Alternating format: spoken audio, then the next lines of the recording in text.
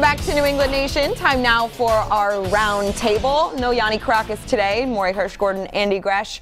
And Gresh, you have a little man crush on Sam Darnold.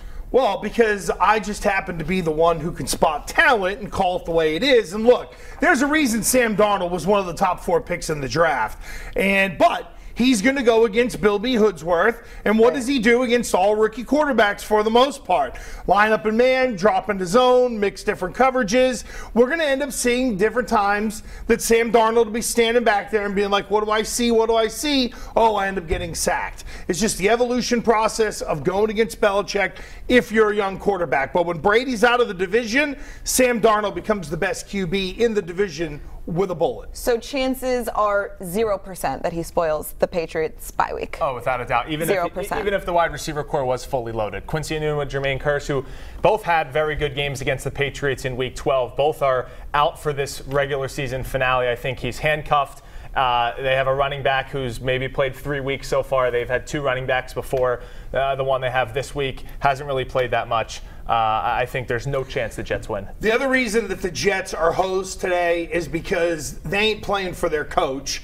Because come Monday, their coach will be getting fired. And the question is how many people in the upper levels of the organization, the Jets, are going to get fired after the Patriots end up beating them. Okay, well, the lack at the receiver position, will that hurt the Patriots come the playoffs? Not this week, but, you know, just kind of looking ahead. Well, this is where the game plan comes into play, and this is where having 2 veterans in Dorsett and Hogan actually help because they know how to prepare for the position-specific stuff. Let's be perfectly clear. They can't line up and be as dynamic as we thought they were, but from a game plan standpoint, and Brady mentioned it a little while ago, if it's 50, we want 50 great plays, but if it's 5 they can hone in on and hit 4 of them, then they're going to make enough plays to be able to win. This team is not built to come back from a big-time deficit, and they're not going to get into a shooting match with anybody. But I think if you can get Tom Brady into a rhythm with screens and with high percentage passes, I think he develops a continuity and he develops a rhythm in a game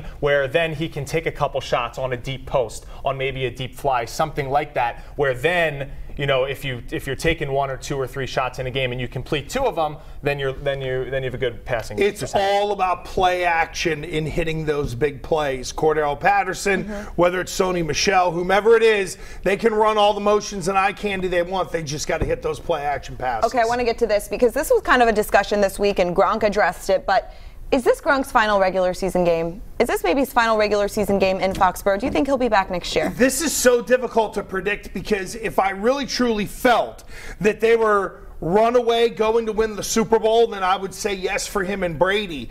But since we don't know how it's going to end, I think it's very much up in the air. If they won a championship, I think it would have been easy for both 87 and 12 to walk away. Now, I don't know. If it ends really bad, they may come back because of that stubborn pride. I think if Tom Brady's back in 2019, he will bring Rob Gronkowski back with him. Okay, well, that was my next question. Brady assured that he is returning in 2019 quickly. Is he hurt? Is he playing through something, or is this just kind of adjusting to, I don't know. No, Ruthie, I think he is always playing through something every year. But when you look at what's gone on around him, this has been a year of unprecedented uncertainty around him, and that has led to some of the struggles. The lack of weapons around him has made him look 41, as opposed to in past years he's looked in his young 30s, mid-30s. All right, still to come on New England Nation, our social media blitz. We're asking you, the fan, what you